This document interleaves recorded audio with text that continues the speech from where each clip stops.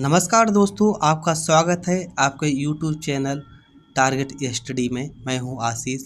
आज हम पढ़ते हैं कोशिका के बारे में, जो सभी प्रतियोगी परीक्षाओं में काफ़ी महत्वपूर्ण रहेगी। तो आइए चलते हैं, शुरुआत करते हैं।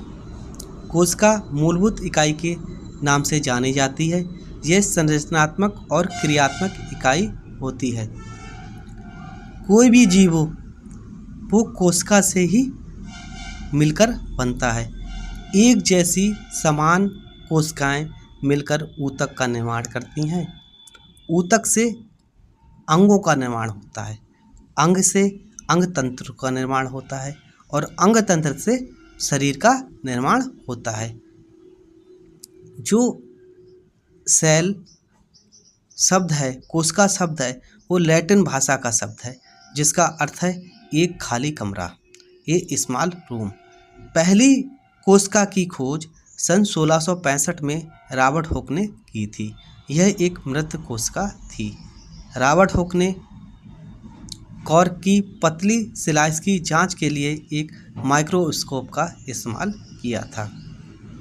पहली जीवित कोशिका की खोज सन 1723 में डच विद्वान एंटनी वैन लीeuwenhoek ने की थी।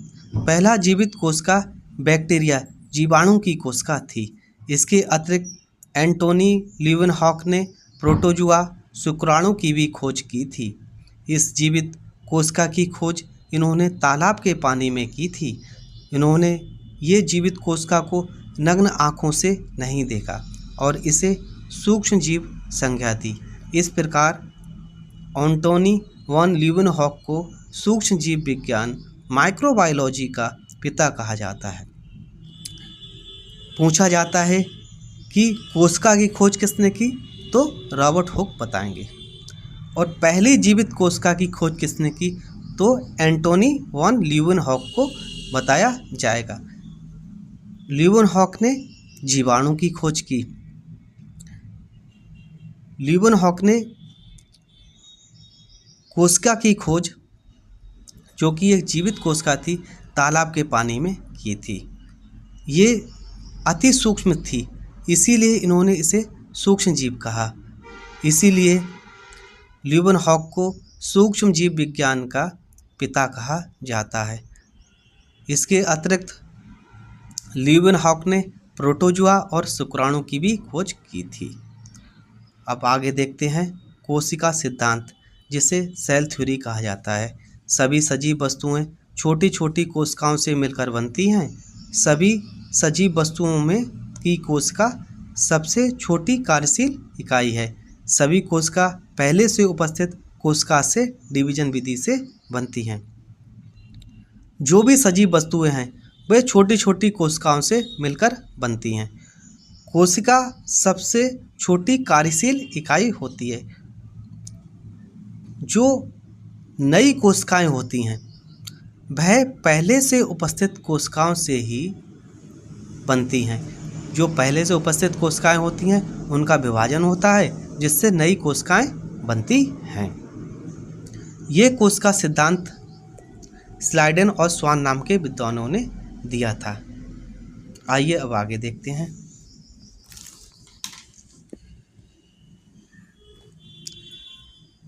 ये कोशिका सिद्धांत स्लाइडेन और स्वान नाम के विद्वानों ने दिया था। जीव दो प्रकार के होते हैं, एक कोशीय जीव और बहुकोशिकीय जीव। एक कोशीय जीव को यूनिसेलुलर कहा जाता है, जैसे अमीबा हो गया, और बहुकोशीय जीव को मल्टीसेलुलर कहा जाता है, जैसे मानव हो गया। यूनिसेलुलर या एक कोशीय जीव केवल एक कोशिका के बने होते हैं, जैसे जीवाणु, बैक्टीरिया, अमीबा हो गया। और मल्टीसेलुलर जीव बहुत सारी कोशिकाओं के समूह से बने होते हैं, जैसे मानव हो गया, जानवर हो गया, पादप हो गया। ये बहुकोशिकीय जीव हैं। दिए गए चित्र में एक कोशिका दिखाई गई है। जो कोशिका का सबसे भारी अंग है कोशिका भित्ति है, जो कि केवल पादप कोशिका में पाया जाता है। कोशिका भित्ति के अंदर की तरफ कोशिका झिल्ली है। कोशिका झिल्ली के भीतर की तरफ कोशिका द्रव्य है और कोशिका के केंद्र में केंद्रक है। जो जंतु की कोशिका होती है वह आकार में गोल होती है और जो पादप की कोशिका होती है वह आकार में चौकोर होती है। अब आइए हम आगे एक एक करके कोशिका के अंगों के बारे में जान लेते हैं। तो शुरुआत करते हैं कोशिका भित्ति से। कोशिका भित्ति को प्लाज्मा भित्ति या सेल वॉल भी कहा जाता है। पादप की सबसे बाहर की झिल्ली होती है, ये जंतु में अनुपस्थित होती है। कोशिका भित्ति पादप कोशिका में सेल्यूलोज की बनी होती है। इसके अतिरिक्त यह शैवाल में भी सेल्यूलोज की बनी होती है। कवक में, जिसे फंगल कहते हैं, फफूंद कहते हैं, उसमें ये काइटिन नाम के पदार्थ से बनी होती है। जीवाणु में पेप्टाइडो, प्लाइकन और म्यूरिन नाम के पदार्थ से बनी होती है। जो कोशिका भित्ति होती है वो केवल पादप में ही देखने को मिलती है। ये कोशिका भित्ति पादप में सेल्यूलोज नामक पदार्थ से बनी होती है। पादप के अतिरिक्त यह शैवाल में भी सेल्यूलोज की बनी होती है और कवक में ये काइटिन नाम के पदार्थ की बनी होती है। चलिए अब आगे देखते हैं। कोशिका भित्ति 3 भागों में बटी होती है।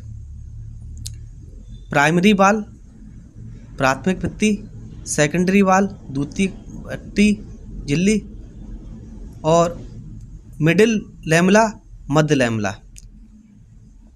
जो बाहर की तरफ सबसे बाहर की तरफ होती है उसे प्राथमिक झिल्ली कहते हैं। जो बीच में होती है उसे द्वितीयक झिल्ली कहते हैं। जो सबसे अंदर की तरफ होती है उसे मध्य लैमेला कहा जाता है। कोशिका झिल्ली, जिसे सेल मेम्ब्रेन्स या प्लाज्मा झिल्ली कहा जाता है, इसके बारे में जान लेते हैं। कोशिका झिल्ली जंतु कोशिका की बाहरी झिल्ली होती है। कोशिका झिल्ली पादप कोशिका में भी पाई जाती है। तो कोशिका झिल्ली जो होती है वो जंतु में भी पाई जाती है और पादप में भी पाई जाती है। कोशिका झिल्ली को अर्धपरागमय झिल्ली कहते हैं। जिन लोगों की ज़रूरत होती है उन्हें ही कोशिका में प्रवेश देती है। अच्छा, जो कोशिका झिल्ली होती है, कोशिका के लिए जिन पदार्थों की आवश्यकता होती है केवल उन्हीं पदार्थों को ये कोशिका के अंदर जाने देती है। जिन पदार्थों की आवश्यकता नहीं होती है उन्हें यह कोशिका में प्रवेश नहीं होने देती है। कोशिका झिल्ली 3 चीज़ों से मिलकर बनी होती है। इसके ऊपर और नीचे फास्फोलिपिड की लेयर होती है। फास्फोलिपिड के ऊपर वाले हिस्से को हेड कहते हैं और फास्फोलिपिड के नीचे वाले हिस्से को टेल कहते हैं। इसमें कुछ प्रोटीन के मॉलिक्यूल्स पर्दी पर कुछ अंदर धसे होते हैं और तीसरा इसमें कार्बोहाइड्रेट की चेन होती है। जब पूछा जाता है कि कोशिका झिल्ली किन किन चीज़ों से मिलकर बनती है तो हम बताएंगे कि कोशिका झिल्ली फास्फोलिपिड, प्रोटीन और कार्बोहाइड्रेट की चेन से मिलकर बनती है, जिसे शॉर्ट में पीपीसी कह देती हैं। पी का मतलब फास्फोलिपिड, दूसरी पी का मतलब प्रोटीन और सी का मतलब कार्बोहाइड्रेट की चेन। आइए अब चित्र में देख लेते हैं। जैसे ये कार्बोहाइड्रेट की चेन दी गई है, ये है प्रोटीन मॉलिक्यूल्स पर्दी पर हैं। ये पर्दी पर प्रोटीन के मॉलिक्यूल्स हैं। ये फास्फोलिपिड हेड है, ये फास्फोलिपिड टेल है। ये प्रोटीन मॉलिक्यूल्स धसे हुए हैं। ये कोशिका की आंतरिक संरचना जैसे कि आप चित्र में देख रहे हैं, इसमें भी दिखाया गया है PPC, phospholipid plus protein plus carbohydrate chain से मिलकर बनी है। कोशिका का मॉडल, कोशिका झिल्ली या प्लाज्मा झिल्ली का तरल मोज़ेक मॉडल यह है एस जोनाथन सिंगर और गार्थ निकोलसन ने 1972 में दिया था। आइए अब आगे देखते हैं। केंद्रक के बारे में जान लेते हैं। केंद्रक की खोज रॉबर्ट ब्राउन ने की थी। केंद्रक में डीएनए होता है।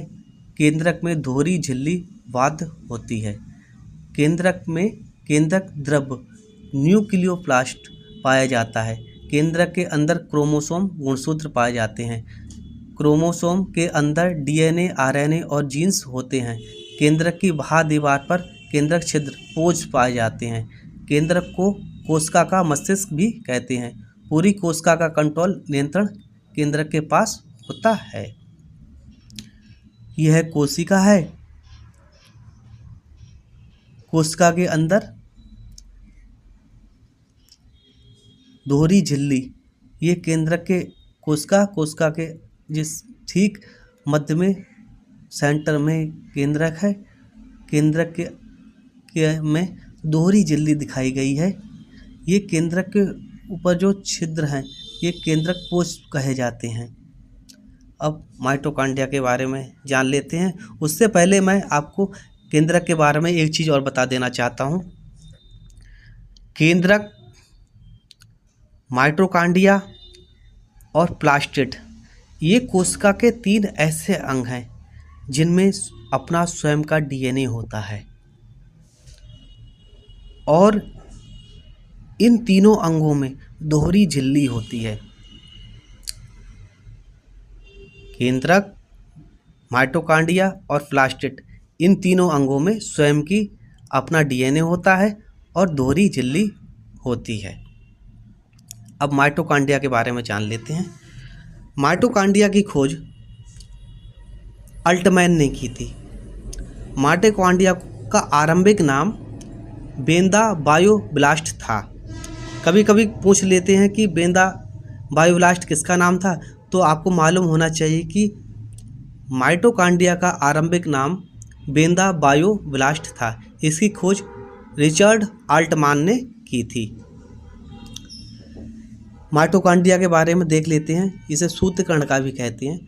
माइटोकॉन्ड्रिया भी दोहरी झिल्ली बाध्य होता है। माइटोकॉन्ड्रिया में स्वयं का डीएनए होता है। माइटोकॉन्ड्रिया की आंतरिक दीवार जो कि मुड़ी फोल्ड हुई होती है उसे क्रिस्टी कहते हैं। माइटोकॉन्ड्रिया को पावर हाउस, शक्ति गृह, एनर्जी करेंसी, ऊर्जा संयंत्र, बैटरी आदि नाम से जाना जाता है। माइटोकॉन्ड्रिया एटीपी निर्माण में मदद करता है। 38 एटीपी मिलकर एक ग्लूकोज का निर्माण करती हैं। माइटोकॉन्ड्रिया कोशिका में श्वसन का कार्य करता है। माइटोकॉन्ड्रिया में क्रिप्स साइकिल चलती है जिससे एटीपी बनती है। ये ग्लूकोज बनाती है और शरीर को शक्ति और ऊर्जा मिलती है। माइटोकॉन्ड्रिया को पावर हाउस, ऊर्जा संयंत्र या बैटरी के नाम से जाना जाता है। माइटोकॉन्ड्रिया कार्डिया के अंदर ही एटीपी निर्माण में मदद करता है। एटीपी बनते हैं और 38 एटीपी मिलकर एक ग्लूकोज का निर्माण करते हैं।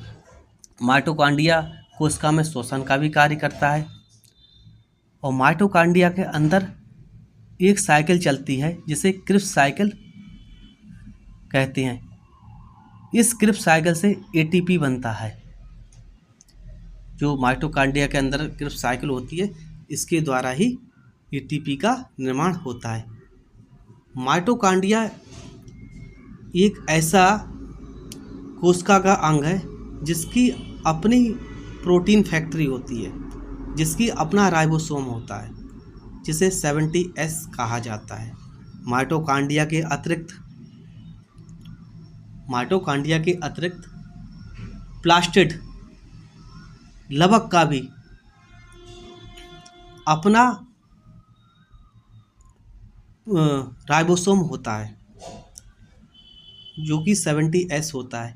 तो कभी कभी पूछा जाता है ऐसा कौन सा कोशिका का अंग है जो प्रोकैरियोटिक के गुण रखता है, तो हमें मालूम होना चाहिए कि माइटोकॉन्ड्रिया और प्लास्टिड ऐसे 2 कोशिका के अंग हैं जो प्रोकैरियोटिक के गुण रखते हैं। माइटोकॉन्ड्रिया और प्लास्टिड दोनों में अपना स्वयं की प्रोटीन फैक्ट्री राइबोसोम होता है, जो कि 70S होता है, पाया जाता है। आगे हम देख लेते हैं अंतः प्रदत्त जालिका ER के बारे में। अंतः प्रदत्त जालिका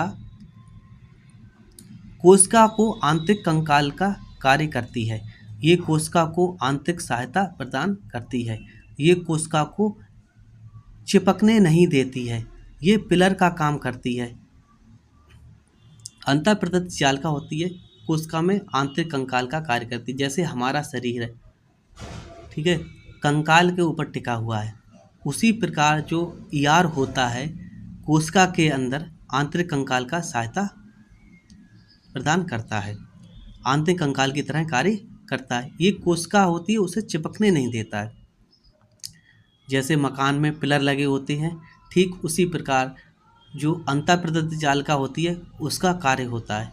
ये कोशिका को मजबूती प्रदान करता है।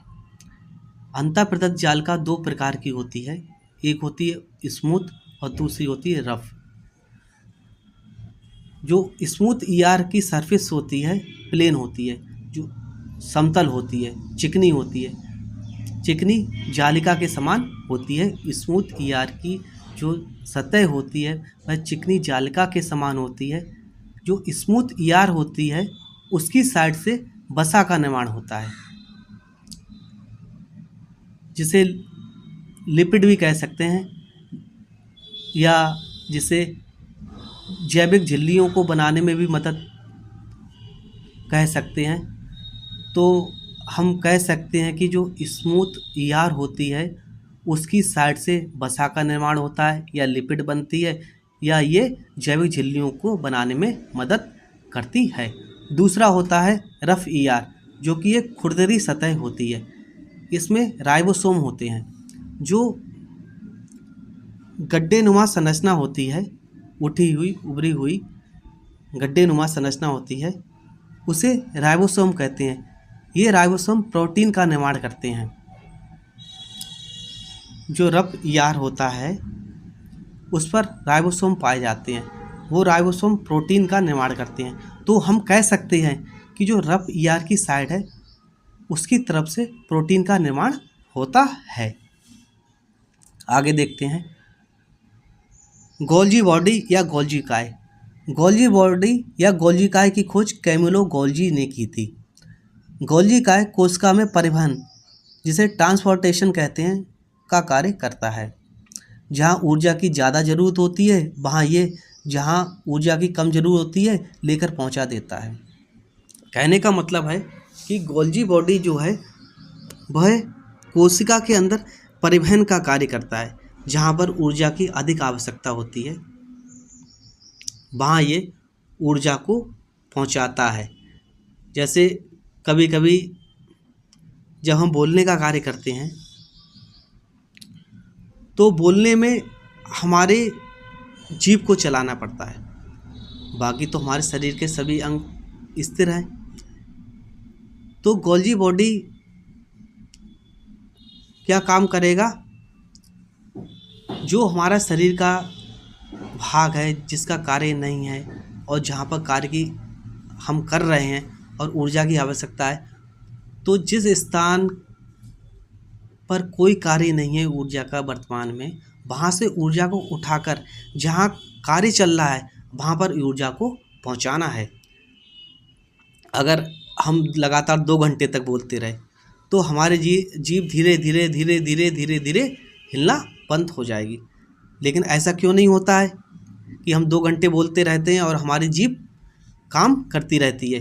क्योंकि जहाँ पर ऊर्जा की आवश्यकता नहीं है वहाँ से ऊर्जा उठाकर हमारी जीभ की तरफ भेजता है। यही गोल्जी बॉडी का कार्य है कि ऊर्जा को बैलेंस बना कर रखना, शरीर को में जो ऊर्जा है उसको बैलेंस बनाना गोल्जी बॉडी का कार्य है। आगे देखते हैं। इस प्रकार ये शरीर में ऊर्जा का बैलेंस बनाकर रखता है। ये ऊर्जा को पैकेट के रूप में आगे भेजने का काम करता है। गोल्जी काय में सिस्टीन उपस्थित होते हैं, जैसा कि चित्र में दिखाया गया है कि गोल्जी बॉडी में सिस्टीन उपस्थित होते हैं। आइए आगे देखते हैं। अगला अंग है लाइसोसोम। लाइसोसोम एक बहुत खतरनाक जल अपघटक एंजाइम बनाता है। अगर ये कोशिका के किसी अंग पर पड़ जाए तो उसे राख कर देगा। मतलब अगर ये किसी कोशिका के किसी भी अंग पर पड़ जाए तो उसे जलाकर राख कर देगा। ये पाचक एंजाइम का स्राव करता है, अतः कोशिकीय पाचन में मदद करता है। इसे कोशिका का सफाई कर्मी कहा जाता है। इसे आत्महत्या की थैली या कोशिका का परमाणु बम भी कहते हैं। जो लाइसोसोम होता है हमारे शरीर के अंदर सफाई कर्मी का कार्य करता है। अगर हमारा कोशिका का कोई भी अंग खराब हो जाता है तो ये उसे जलाकर ख़त्म कर देता है, जिससे कोशिका के अन्य कोई अंग खराब ना हो। कभी कभी क्या होता है कि कोशिका के अंग ठीक से कार्य नहीं करते हैं तो ये उसे खाक कर देता है, उसे मतलब खा जाता है, उसका पाचन कर लेता है। और कभी कभी ऐसा होता है कि कोशिका के बहुत सारे अंग काम करना ठीक से बंद कर देते हैं, तो ये क्या करता है, स्वयं को ही फाड़ लेता है और स्वयं को ही नष्ट कर लेता है और पूरी कोशिका नष्ट हो जाती है। इसीलिए इसे आत्महत्या की थैली कहा जाता है, सुसाइड बैग कहा जाता है इसे। आगे देखते हैं प्लास्टिड लवक के बारे में। केवल पादप कोशिका में पाया जाता है। जो प्लास्टिड होता है लवक केवल पादप कोशिका में ही पाया जाता है, केवल पेड़ पौधों में पाया जाता है। ये 3 प्रकार के होते हैं, जैसे हरित लवक जिसे क्लोरोप्लास्ट कहते हैं, अवर्णित लवक जिसे ल्यूकोप्लास्ट कहते हैं, वर्णित लवक जिसे क्रोमोप्लास्ट कहते हैं। क्लोरोप्लास्ट हरित लवक में क्लोरोफिल पाया जाता है। ये क्लोरोफिल सूर्य के प्रकाश की उपस्थिति में प्रकाश संश्लेषण जिसे फोटोसिंथेटिक क्रिया कहते हैं क्रिया करता है। प्रकाश संश्लेषण क्रिया में पौधे भोजन बनाते हैं। क्लोरोफिल पत्तियों और हरे तनों में पाया जाता है। जो क्लोरोप्लास्ट होता है हरित लवक उसमें क्लोरोफिल पाया जाता है। ये क्लोरोफिल सूर्य की उपस्थिति में प्रकाश संश्लेषण की क्रिया करता है। प्रकाश संश्लेषण की क्रिया में क्या करते हैं, पौधे अपना भोजन तैयार करते हैं। और जो क्लोरोफिल होता है पौधे के हरे भाग जैसे पत्तियां हो गया और तने हो गया उनमें पाया जाता है। आगे देखते हैं अवर्णित लवक के बारे में जिसे ल्यूकोप्लास्ट कहते हैं। ल्यूकोप्लास्ट जो होता है हरित लवक से बने भोजन को स्टोर करता है। जो हरित लवक के द्वारा भोजन बनाया जाता है उस भोजन को संग्रह स्टोर करने का कार्य ल्यूकोप्लास्ट जिसे अवर्णित लवक कहते हैं के द्वारा किया जाता है। यह भोजन को पौधों की जड़ों में इकट्ठा करता है। जो हरित लवक के द्वारा तैयार किया हुआ भोजन होता है उसको ल्यूकोप्लास्ट अवर्णित लवक जो होता है पौधों की जड़ों में इकट्ठा करता है। जैसे आपातकाल के समय जब पतझड़ होता है उस समय इस भोजन का उपयोग किया जा सकता है। जो ल्यूकोप्लास्ट होता है भोजन को किसी प्रकार का रंग प्रदान नहीं करता है, यह केवल भोजन को स्टोर करने का कार्य करता है। और जो भोजन होता है पौधे की आवश्यकता के समय उसे उपयोग में लाया जा सकता है। उसके बाद देखते हैं वर्णित लवक जिसे ल्यूकोप्लास्ट कहते हैं।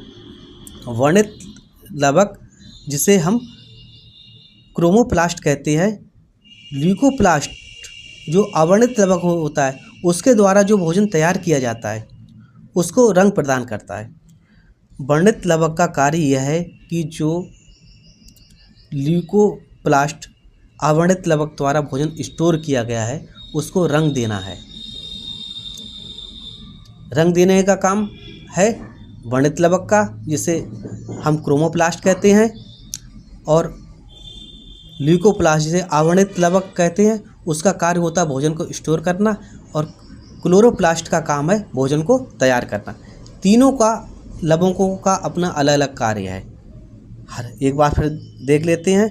हरित लवक का कार्य भोजन को तैयार करना है, और अवर्णित लवक का कार्य भोजन को स्टोर करके रखना है, और वर्णित लवक का कार्य भोजन को रंग प्रदान करना है।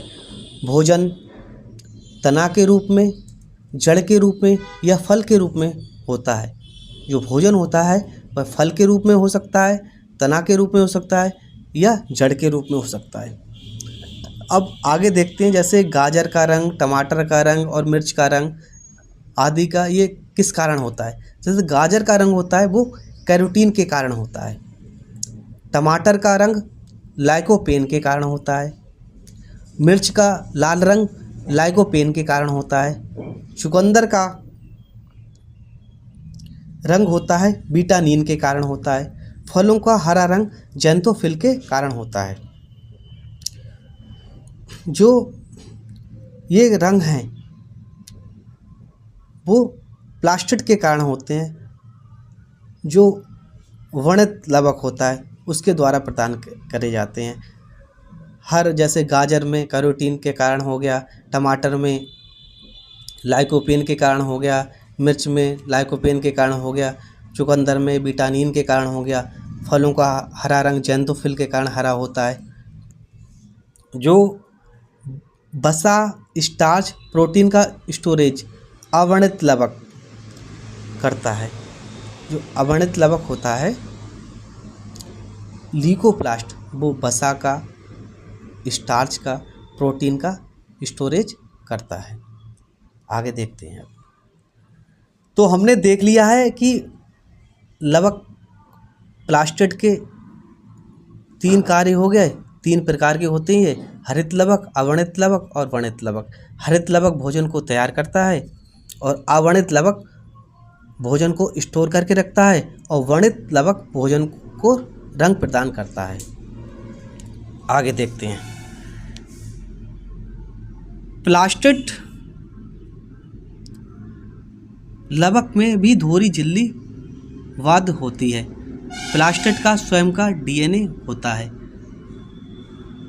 लवक में स्वयं का प्रोटीन फैक्ट्री राइबोसोम 70S होता है। केवल 2 कोशिकांग माइटोकॉन्ड्रिया और लवक के पास अपने निजी राइबोसोम होते हैं। तो जैसे कि हमने पहले भी जान चुके हैं हम पहले से ही कि प्लास्टिड लवक में स्वयं का डीएनए होता है और स्वयं की प्रोटीन फैक्ट्री होती है। प्रोटीन फैक्ट्री पाई जाती है इनमें। अब आगे देखते हैं, राइबोसोम के बारे में जान लेते हैं अगले कोशिकांग में। इसे प्रोटीन की फैक्ट्री कहते हैं। राइबोसोम को प्रोटीन की फैक्ट्री कहा जाता है। इसकी खोज जॉर्ज पैलेट ने की थी। राइबोसोम प्रोकैरियोटिक कोशिका और यूकैरियोटिक कोशिका दोनों ही प्रकार की कोशिकाओं में पाए जाते हैं। जो प्रोकैरियोटिक कोशिका में 70S पाए जाते हैं और यूकैरियोटिक कोशिका में 80S पाए जाते हैं। कभी कभी प्रश्न आता है कि कोशिका के ऐसे कौन से अंग हैं जिनमें स्वयं का डीएनए होता है। तो हमें याद रखना है, कोशिका के 3 अंग होते हैं जिनके अपने स्वयं के डीएनए होते हैं। पहला है हमारा माइटोकॉन्ड्रिया, दूसरा है हमारा केंद्रक, और तीसरा है हमारा प्लास्टिड। इनमें स्वयं के अपने डीएनए होते हैं, और इन तीनों में अपने स्वयं दोहरी झिल्ली आवरण होता है। दोहरी झिल्ली पाई जाती है और स्वयं का डीएनए पाया जाता है। 2 ऐसे कोशिका के अंग हैं, माइटोकॉन्ड्रिया और प्लास्टिड लवक, जिनकी अपनी स्वयं की प्रोटीन फैक्ट्री होती है। जिसमें अपना स्वयं की प्रोटीन फैक्ट्री होती है, राइबोसोम पाए जाते हैं। इसमें 70S राइबोसोम पाए जाते हैं। इसीलिए ये प्रोकैरियोटिक के गुण वाले होते हैं। 2 कोशिका के अंग हैं ये, जो 2 कोशिकीय अंग हैं ये, जो कि प्रोकैरियोटिक के गुण वाले कोशिका में पाए जाते हैं। तो हमने यहाँ पर कोशिका के अंगों के बारे में जाना। अब आगे आने वाले वीडियो में हम एक नए टॉपिक को लेके आएंगे। तो दोस्तों, आपको कैसा ये वीडियो लगा?